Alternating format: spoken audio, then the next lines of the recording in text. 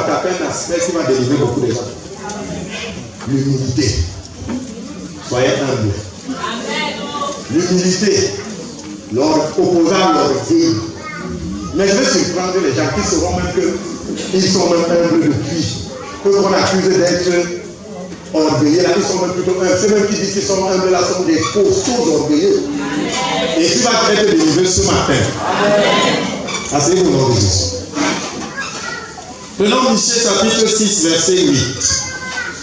Michée 6, 8. Lisez au nom de Jésus. Après Amos. C'est vers les évangiles. C'est ça que c'est les livres qu'on touche difficilement.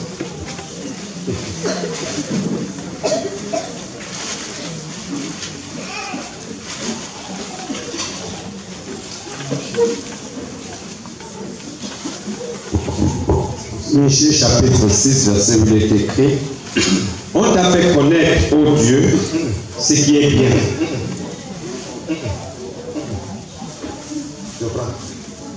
Michée 6, verset 8. On t'a fait connaître, ô homme, Voilà. ce qui est bien, et ce que l'Éternel demande de toi, c'est que tu pratiques la justice, que tu aimes la miséricorde et que tu marches humblement avec ton Dieu. On t'a fait connaître au homme. Vous voyez qu'on met au devant quelque chose, c'est que on est là fini que fatigué, que tu viens te venir, on t'a fait connaître ce qui est bien. Oh homme. Oh, tu cries trop. Depuis là, tu cries, c'est normal, on crie, on a mal. Mais on t'a fait donc connaître ce qui est bien. Oh homme. Alléluia.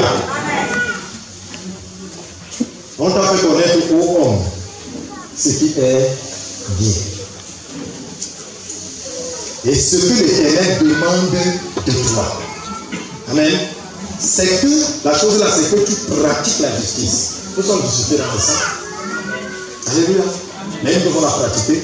Tu aimes la miséricorde. Toi, quand on demande de détester la toi, on te dit d'aimer la miséricorde. Aimer pardonner.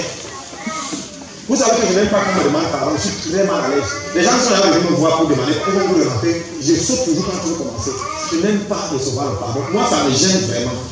C'est pas quand je vais te faire ça, je te fuis. Quand je vais te faire Dieu, je te vois, je te fuis parce qu'il faut que tu restes là pour que tu comprends. Parce que c'est quand tu vas venir. J'aime la miséricorde. Alléluia. Maintenant, regardez, on dit, c'est que tu pratiques la justice, virgule, que tu aimes la miséricorde. Quand on met et en français, et ça veut dire que sur les deux là, que tu marches humblement, ou bien avec humilité, avec Dieu. Soyez humble. Maintenant, il y a un gros problème. Qu'est-ce que l'humilité? Qu'est-ce que l'orgueil? On a beaucoup de gens qui disent moi je suis orgueilleux. Et j'ai répondu, tu es jamais. Vous verrez que la majeure partie des gens qui qualifient les autres d'orgueilleux sont des jaloux, simplement. Parce que, oui, ils sont des jaloux. On va arriver là. Ce sera une conclusion. Alléluia. Les gens confondent richesse et orgueil. Quand tu es riche, tu es orgueilleux. Quand tu es à l'aise dans la société, tu es orgueilleux. Quand tu ne salues pas, tu es orgueilleux. Je peux passer, je ne t'ai pas dit. Comme moi, quand moi je conduis, quand tu me fais ça, quand tu vas passer ma voiture, si tu ne me vois pas répondre, tu vas me blasphémer. Je ne t'ai pas vu. Quand moi je conduis, je suis concentré. Oh, tu ne sais pas arrêter parce qu'il ne peut pas porter les gens. Tu pars déjà dans, et tu vas aboutir, n'est-ce pas, que c'est eux qui ont les voitures. Et là, jalousie. Alléluia. Maintenant, confondons donc orgueil et aisance. Et ensuite, nous confondons pauvreté et humilité. Vous n'avez pas le choix. C'est un pourceau orgueil dans son cœur, le jour où il aurait va vous montrer. C'est pour ça que je dis toujours aux gens, j'ai prévenu, moi je me montre pupitre que je dis que je suis intègre devant Dieu. Il y a des choses que je ne fais pas. Ne te mets pas pour dire ça. Moi j'ai l'occasion de le faire. Je peux faire ce que je veux. J'ai une certaine autonomie financière, j'ai une certaine autonomie, je vais dire, dans le monde. Mais toi ne te mets pas pour dire ce que je dis. Parce que le jour où tu seras ma moitié, tu vas voir ce que tu pourras faire. Alléluia. Donc les gens confondent ça et c'est la religion. On nous a appris ça de nous sortons. Que la pauvreté est un don de Dieu. C'est la malédiction. Et parle aux gens. Excusez-moi, il faut appeler chien pour qu'on sorte de là. Quand tu es pauvre, la Bible dit que c'est ta pauvreté pour nous enrichir. Vous connaissez le support de la pauvreté quand quelqu'un n'a pas les habits et quand il n'a pas la nourriture. C'est-à-dire quand vous arrivez là, vous n'allez plus avec lui que ça. Et Jésus a été ça pour que nous aurons ce qu'il était avant ça. Je parle aux gens. Les gens qui représentent Jésus approchés là, c'est encore vrai. La tête comme ça peut être vrai. Mais il faudrait qu'il lui mette un petit pain. Il n'avait pas le pain. Il était nul. Hein? Vous n'avez jamais imaginé? Ça veut dire que vous ne connaissez pas. Demandez au Saint-Esprit quand il était humilié. Il était nul. Son sexe pendait dehors. Le sexe de ton Dieu était dehors. Là, je crois que tu vas comprendre ce que c'est la rédemption. On nous amène les petites images, là, on décide une femme, on met la barbe, on dit que, attention, on dit qu'il n'avait aucun attrait pour les regards. Hein? Les regards de l'homme l'avaient dédaigné. Quand Jésus subissait les affres, sa face était défigurée. Il ressemblait à un démon, c'est-à-dire à quelqu'un sur qui on a rejeté toutes les malédictions. La Bible dit qu'on a labouré son dos, on n'a pas percé son dos, on a labouré, on a dit labourer. Il avait un fouet, quand on frappait, que les chevaux criaient. Et au bout des lasso qui étaient des lassos en peau, il y avait des morceaux de fer aiguisés. Quand on frappait, je dis qu'on enlevait les morceaux de chair qui sautaient. Pour ta rédemption. Et je vois les gens s'amuser comme ils s'amusaient là. Demandez à Dieu de vous montrer. Vous comprendrez la colère de Dieu contre ceux qui ne croient pas en Jésus. Vous allez la comprendre. Alléluia. L'humilité. Nous confondons donc ces choses et nous jouons avec. Quand je vois le chemin de gloire entre guillemets, que les gens jouent là, un jour je vais partir là-bas. Je vais partir avec le marteau et où je vous dis quelque chose. Peut-être que ce sera là où je vais mes problèmes. Quelqu'un sera pendu là, je vais me lever, mais je vais frapper. Je vais dire que tu as vu, on ne joue pas, on ne mise pas. Parlez de ça et tout, mais vous parodiez cela. Attention. Moi je vois ici dehors, il suffit qu'une presse représente un peu le président, on vient fermer la presse là. Mais vous passez le temps à représenter Dieu comme vous voulez. Attention, on va se contre le Saint-Esprit. Il y a une petite erreur. Donc ne confondons pas humilité et pauvreté, orgueil et richesse. Ne confondons pas éloquence et orgueil. Ne confondons pas calme et humilité. Les gens calmes qui sont dans l'orgueil satanique. On va donc définir selon Dieu ce que c'est que l'orgueil. Selon les hommes, le dictionnaire dit que c'est la façon de s'exalter soi-même. Ça dépend de quelqu'un orgueilleux, il ne prend la vie de personne. Mais attention, ça a une limite. Un homme qui est guidé par Dieu, justement, ne prend la vie de personne, prend la vie de Dieu seul. Là, il n'est plus orgueilleux. Vous qui êtes charnel, vous l'avez dit qu'il ne prend la vie de personne, mais lui qui est spirituel, qui reçoit de Dieu, la Bible dit qu'il faut obéir aux autres à Dieu. Donc toi, comme chaque fois que tu viens faire une proposition, on refuse, tu dis que je suis orgueilleux. Je vais vous dire quelque chose. Pierre, Jésus demande, qui suis-je? Il dit, tu es le Fils de Dieu. Dieu lui-même dit, Dieu parle en toi. Il n'y a pas quelque chose. Il n'y a que l'Esprit de Dieu qui t'a révélé cette chose. Donc, pendant que tu parlais, c'est Dieu qui parlait à toi. Pierre. Mais quelques jours après, Jésus lui dit, il faut que je meure. Il dit que non. Et pas c'est bon. Comment tu vas aller mourir? Jésus te dit, arrière, Satan. Le même Pierre. Fais attention. Demandez souvent à Dieu le discernement pour juger certaines choses. Parce que vous pouvez tenter de blasphémer, vous dites à Dieu là sur place que tu es maudit. Dieu lui-même. Et quand tu sors de là, tu as vite fait ça parce que tu viens de maudire Dieu. C'est pour cela qu'il m'envoie prêcher ceci, parce que c'est un des pièges des enfants de Dieu. Juger ceux qui ne sont pas capables de juger et tirer des conclusions. Alléluia. Prenons Proverbe chapitre 18, verset 12.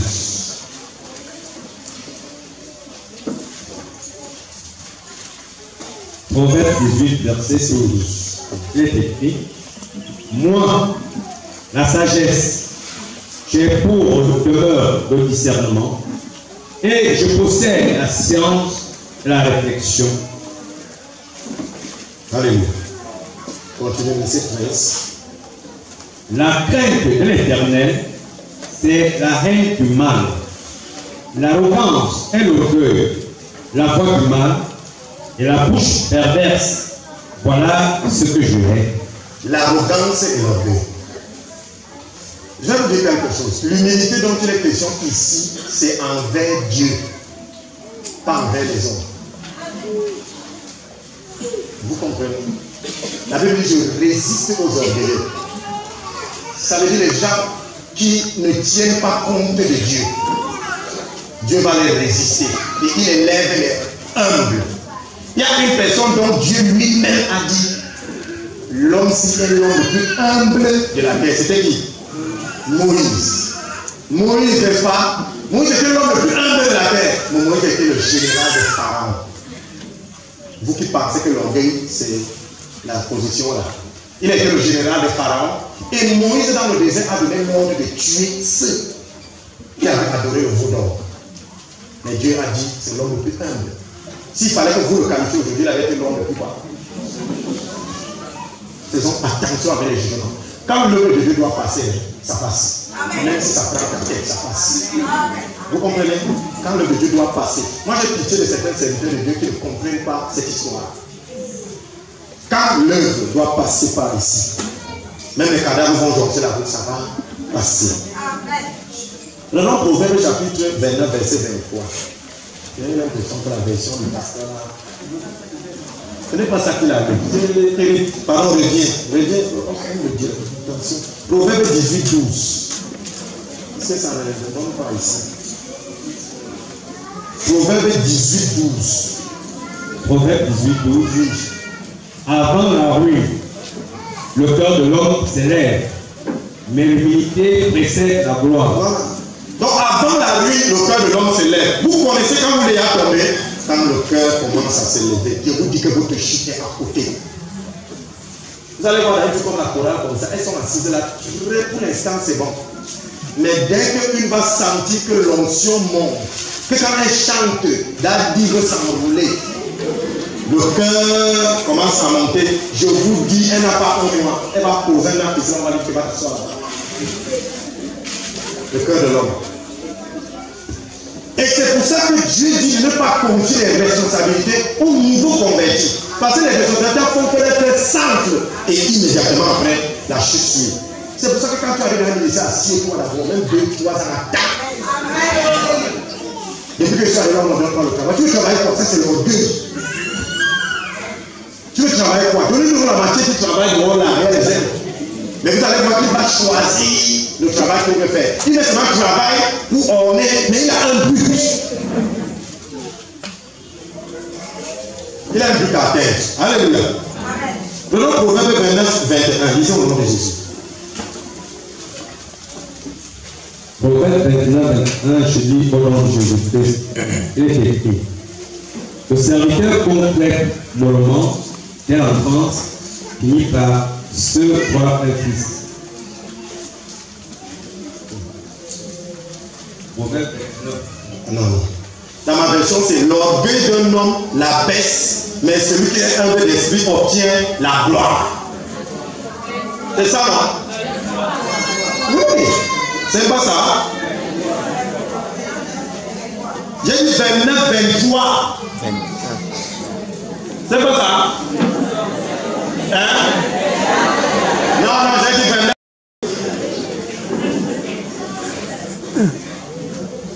Lisons au nom de Jésus. Proverbe 29, 23. Proverbe 29, 23, je lis au nom de Jésus-Christ. L'orgueil de l'homme l'abaisse, mais celui qui est humble d'esprit obtient la gloire.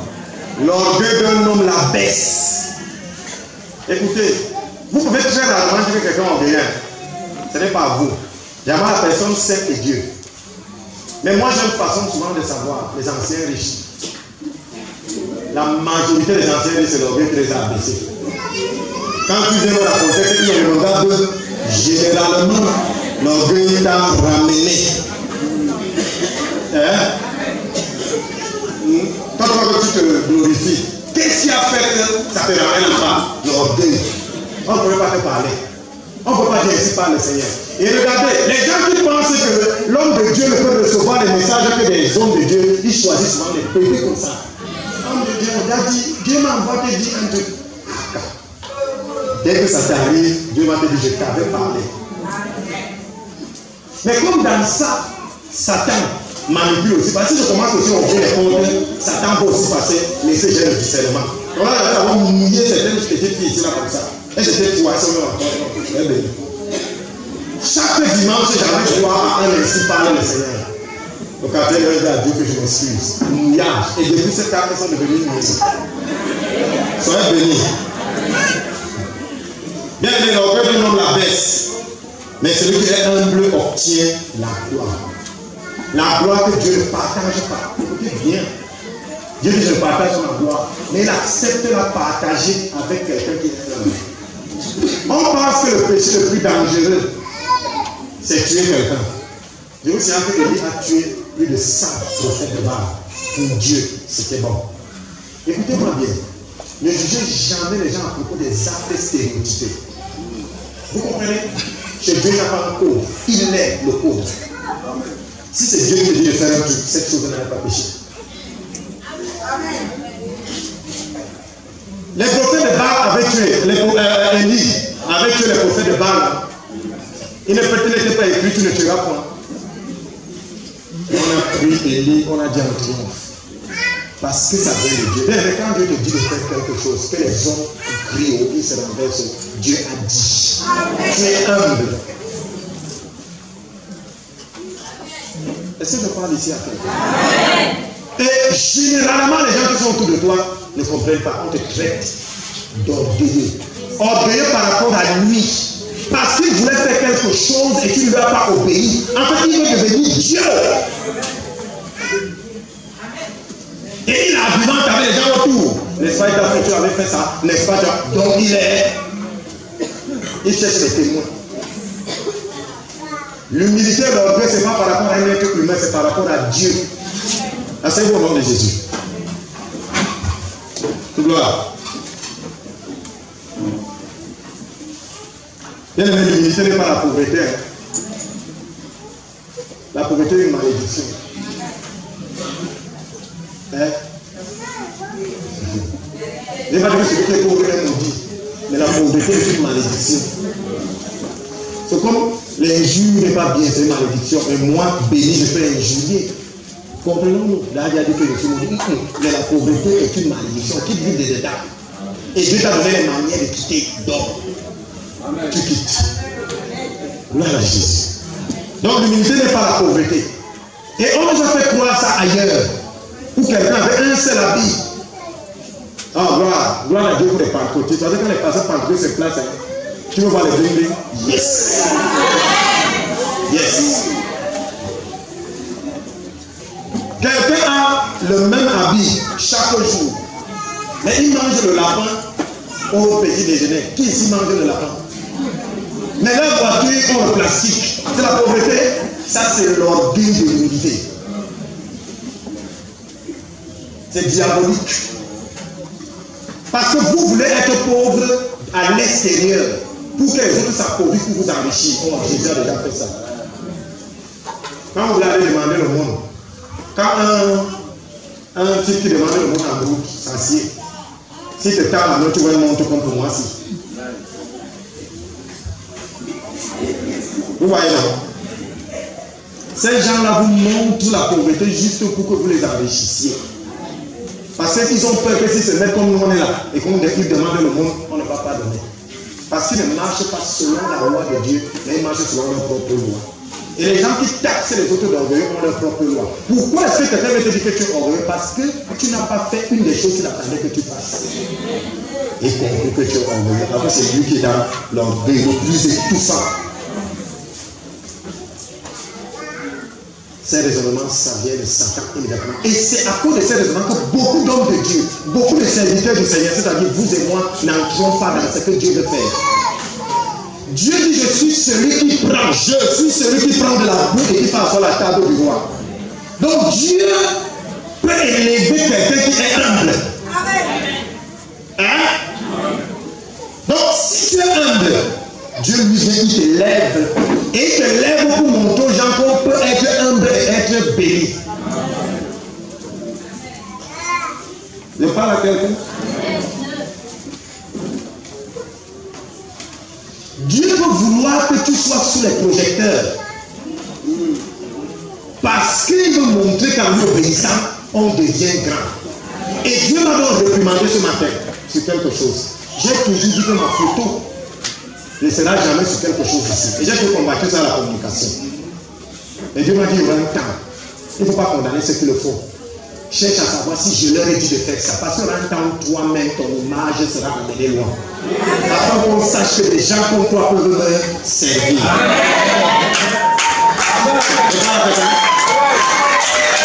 Écoutez-moi bien. Parce que Dieu est en train de te résister. Maintenant, je vais te poser une question. Dans les plans que tu as là, c'est les plans de Dieu ou tes propres plans? Hein? Écoutez donc. L'orgueil, c'est avoir ses propres plans à présenter à Dieu. Tandis que l'humilité, c'est demander à Dieu quels sont ses plans pour toi. Donc, quand tu prends tes plans, tu les présenter à Dieu, attention, pour que ça se fasse. Et pour que ça va se faire, attention. L'orgueil te guette. Mais quand tu demandes à Dieu ses plans pour toi, amen, ça c'est l'humilité. Comment comprendre ça? Vous arrivez dans une maison, vous voyez, recherche fille de maison. C'est vrai qu'on recherche la fille de maison. C'est vrai que Dieu a fait son serviteur pour le servir. Amen. Maintenant, tu entres dans la maison, subitement, on te trouve à la cuisine en train de faire. On va te demander que, on a foutu, tu es fou. Pourquoi? Qui t'a dit de partir là-bas? C'est celui qui t'appelle, qui te donne la mission, qui te montre ce qu'il y a à faire. C'est celui qui t'a fait. Tu ne peux pas arriver et tu commences à faire ce que tu veux. Ça, c'est l'orgueil. Et le genre de personne qui arrive chez vous, elle veut déjà tout faire. Vous ne pouvez pas mettre long. Parce que un jour, tu vas dire, tu ne peux pas le faire. Elle va dire que moi, je trouve que c'est fini. C'est l'orgueil, non? Quand on vient dans la présence de Dieu, on attend les instructions de Dieu. On ne conçoit pas un plan pour Dieu, mais on demande à Dieu un plan pour toi. Amen. Je parle. Et là, quand tu veux faire un truc ici, je te dis, laisse. On ne va pas ça dans ton cœur. On a souvent pris le problème ici. C'est vrai, nous n'aimons pas beaucoup les choses qui ne viennent pas de nous ici. Parce que tout le temps, on a voulu ouvrir. Alors, l'anecdote, c'est le pasteur, le prophète Abraham veut se marier. Il y a une maman qui arrive ici, zélée. Il dit, homme de Dieu, tu fais décorer comme ça. Je lui dis, waouh, gloire. Maman vient décorer. Le prophète est chez lui en train de s'habiller. Maman Victorine est en train de mettre les derniers make-up. Elle est chez maman là-bas à la maison. Moi, je suis dans la chambre, je vais passer, je vais sortir, je suis bloqué, je vais. Alors, on m'appelle que David, c'est grave, ce que tu avais là. Je dis que, ouais, en moins 15, non, moins 20 minutes. Qu'est-ce qu'il y a encore grave là-bas? Bien seulement, je démarre la voiture, je passe même à la mairie là-bas. On me dit que tu parles, je te parle. Je trouve la maman là dans un poster ici. L'hôtel est ici. En tout cas, moi je vous dis, si vous ne voulez pas faire comme je veux là, j'enlève. Pasteur Barré se lève et dit d'abord dans la décoration, il n'y a rien de spirituel. La maman là, allait s'enrouler. Je lui dis, ok, c'était déjà orné. Moins que ça, on avait encore, il n'y a pas la peinture. C'est ça, non? Il regarde la main là. Il dit, tu peux répéter ce que tu dis. Si vous ne voulez pas faire comme je veux, là je voulais savoir si c'est Satan qui parle, que si c'est Dieu. Et la Bible dit quoi? En vérité, quand vous faites attention quand je pose une question comme ça, je vais me rassurer. Comment vous n'avez pas compris? Et quand quelqu'un vient de la part d'un envoyé, écoutez, je vais vous dire quelque chose. Soyez très spirituel. Quand l'enfant vient te dire que maman a dit de me donner la patate, je n'ai pas bien compris.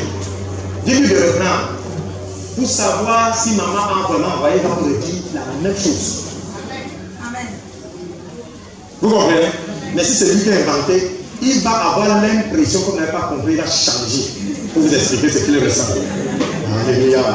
Voilà. C'est ça que c'est du témoignage de Dieu. Donc quand une fois Dieu te dit pardon, c'est pas parce que je n'ai pas compris. Je vais entendre Satan ou Dieu parler. Je lui dis maman, reprends. En tout cas, si on ne fait pas ce que j'enlève, ce n'était pas la maman là qui parlait, c'était l'ennemi. Elle va vider la salle pour mettre d'autres chaises devant, quelque chose comme ça. Je lui dis que nous on n'est pas comme ça ici là. Nous vraiment, les gens tabernacle, c'est Dieu. C'est pas trop.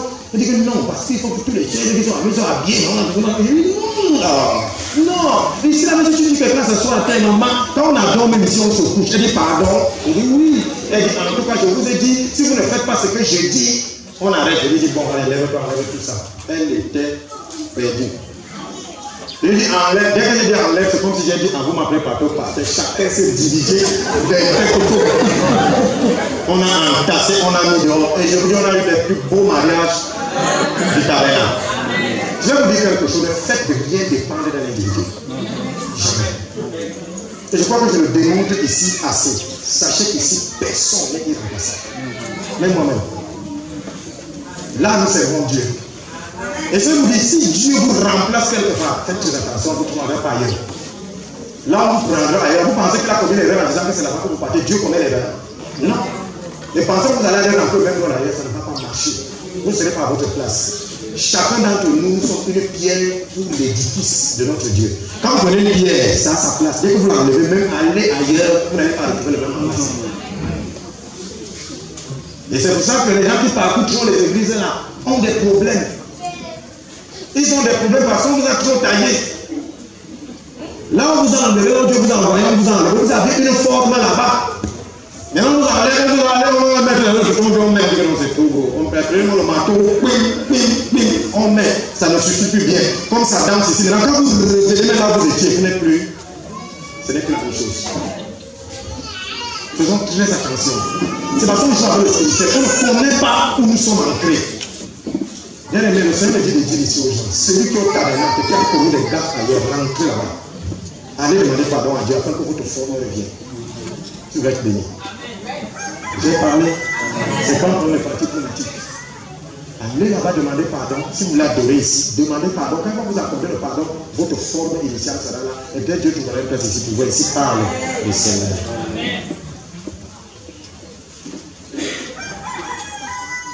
Vous comprenez donc que l'humilité n'est pas ce qu'on pensait là. Ne dites plus jamais à quelqu'un qui est orgueilleux, vous ne connaissez pas la motivation. C'est Dieu qui lui a dit de faire sa prière. Il n'est pas orgueilleux. C'est vous qui l'êtes. Parce que vous ne devez pas accepter la décision de Dieu. Mais si Dieu a dit, il y a les gens qui auront 2 talents, d'autres auront 3, d'autres auront 5. Qui es-tu pour modifier cet ordre? Tout homme de Dieu que nous sommes, nous ne pouvons pas avoir la même puissance. Dieu a donné aux uns 2, il a donné aux autres 3, il a donné aux autres 5. Le fait de refuser le 5 de l'autre veut dire que tu refuses l'autre de Dieu qui est orgueilleux. Dans l'œuvre de Dieu, on n'imite pas. Dans le ministère où j'étais, l'hôtel a été carré. Rentre donc là-bas. Vous avez un membre qui descend à l'autre ici. Vous avez un membre, votre membre, un membre descend à la main droite. Pourquoi voulez-vous que 2 assemblées aient la même chose? Même les 2 yeux, s'il y a un qui voit plus que l'autre. C'est pas ça. Faisons très attention. Je suis venu aujourd'hui donc pour enlever ça de ton cœur afin que tu avances. Pour conclure, prenons Matthieu chapitre 5, verset 5. Matthieu, verset 5 est écrit. Je lis au nom de Jésus-Christ. Heureux les débonnaires, car ils hériteront la terre. Chez toi, c'est heureux les débonnaires. Oui. Chez d'autres, c'est quoi? Matthieu 5, 5. C'est heureux les... Chez débonnaires, chez qui? Vous me commencez encore. Chez moi, c'est heureux les humbles de cœur, car ils hériteront la terre. C'est ça? Qui est ça? Bah si c'est ici chez moi. C'est chez moi, c'est bon. C'est l'humilité, non? Ok, c'est pratiquement la même chose. Tu vois ça? C'est pratiquement la même chose. Moi, j'ai heureux les humbles de cœur, car ils hériteront la terre. C'est une parole pleine de sagesse et de puissance. Alléluia. Regardez, je reprends. Permettez-moi de lire un peu pour vous situer, pour pouvoir donner la bénédiction qui est cachée derrière ça. C'est 1. Voyant la foule, Jésus monta sur la montagne et après qu'il se fut assis, ses disciples s'approchaient de lui. 2. Puis, ayant ouvert la bouche, il les enseigna et dit, 3. Heureux les pauvres en l'esprit, car le royaume de Dieu est à eux. Vous voulez hériter du royaume de Dieu à venir et tout? Soyez pauvres en l'esprit. 4. Heureux les affligés, car ils seront consolés. Quand on vous persécute, si vous êtes affligé, vous aurez la consolation. Ça viendra. 5. Heureux les humbles de cœur, car ils hériteront la terre. Les bénédictions de la terre appartiennent à ceux qui sont humbles. Richesse, prospérité terrestre, c'est des gens qui sont humbles. C'est ce que ça veut dire. Maintenant, l'exemple, je fais une fête. Parce que tu es jaloux et orgueilleux, tu ne viens pas. Tu rates beaucoup de choses de la terre. La nourriture, la terre ratée.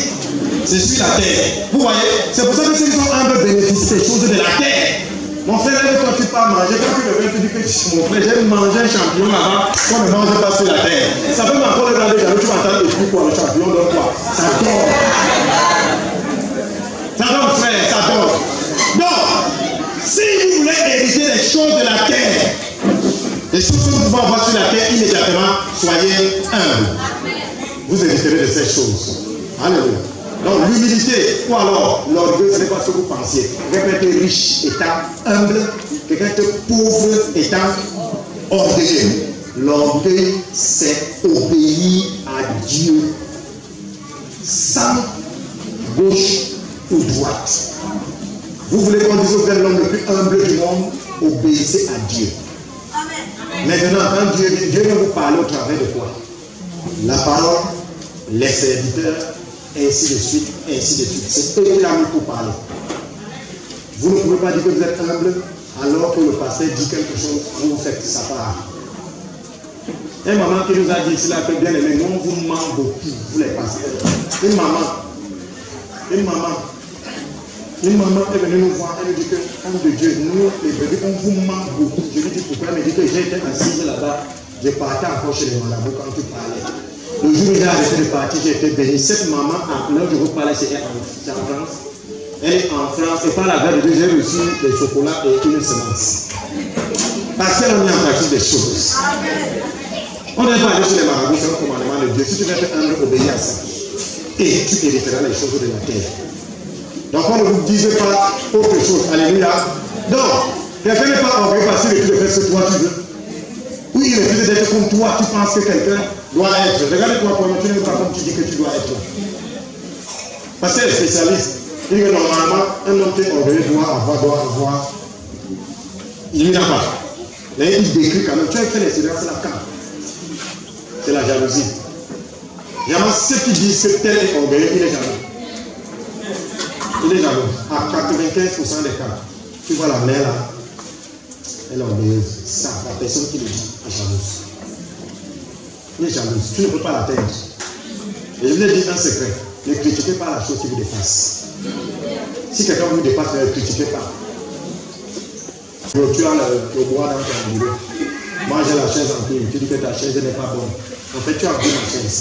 C'est pour que quand tu vas dire que ce n'est pas bon, je prends, je jette et tu peux ramasser. Mais je sais ça dans mon Jésus.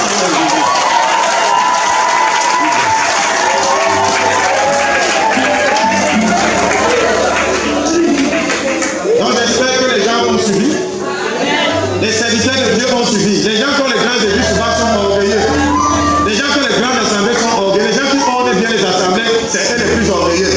Mais il a un petit truc en blanche, lui croit qu'il est humble, alors que c'est la pauvreté qui le suit. Faisons attention. Mais il faut aussi être comme ça en étant humble parce que Dieu veut qu'il passe là, parce que ne néglige pas les faibles. Donc ne condamnez personne. Demandez à Dieu de vous éclairer sur un sujet, il va éclairer. Et ne commence à dire merci à Dieu. Commence à dire merci à Dieu. Père béni, commence à dire merci à Dieu au nom de Jésus.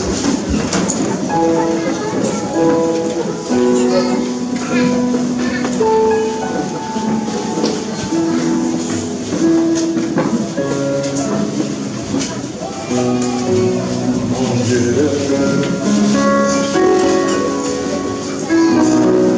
Dieu.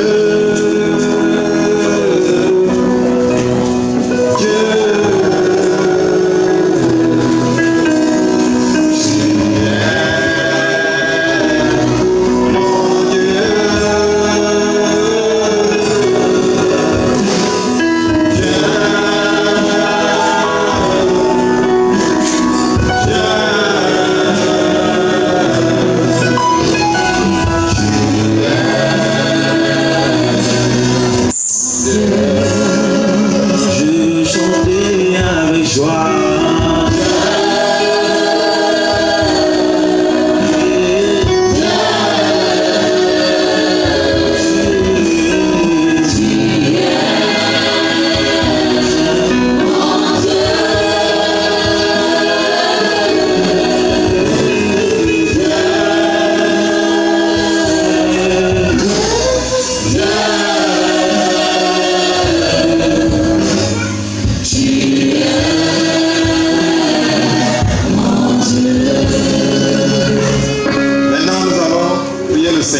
Nous tous nous sommes retrouvés.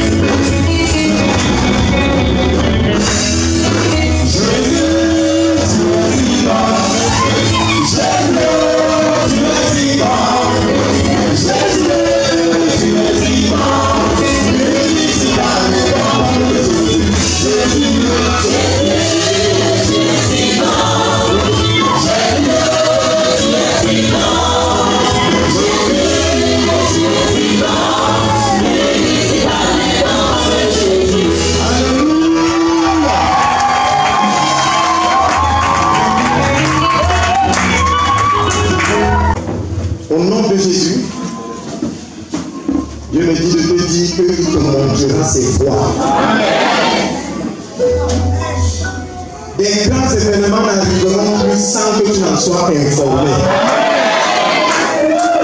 Que ce soit dans ta vie, dans la vie des membres de ta famille, de ton quartier, de ce pays du monde, rien n'arrivera sans que tu n'en sois informé au nom de Jésus. Et le Seigneur dit, entre dans la vraie doctrine.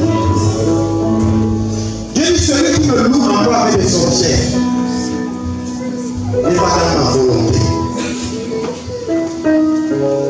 C'est ces objets qu'on prendra pour vous faire mal. Cette année 2020, c'est l'année du triomphe de l'Éternel. Tout ce que tu entreprendras cette année, si tu mets Dieu devant, bien que tu triomphes au nom de Jésus. Tout projet qui est développé, toute réalisation qui s'est développée depuis des années, le Seigneur dit, je libère la prospérité au nom de Jésus. L'accomplissement au nom de Jésus. Et les richesses viendront du nord, du sud, de l'est et de l'ouest. Et entreront par les portes au nom de Jésus.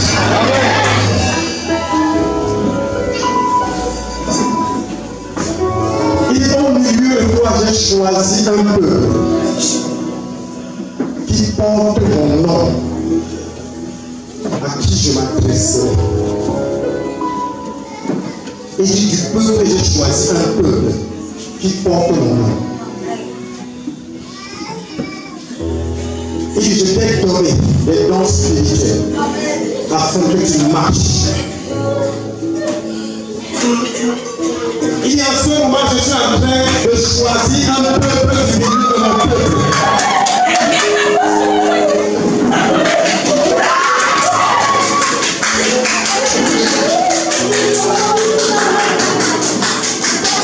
Ils proviendront de partout de la société.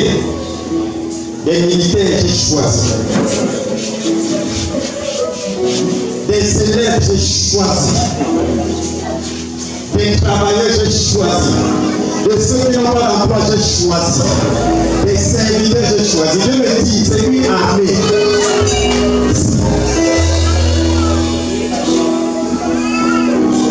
C'est mon peuple de mon peuple.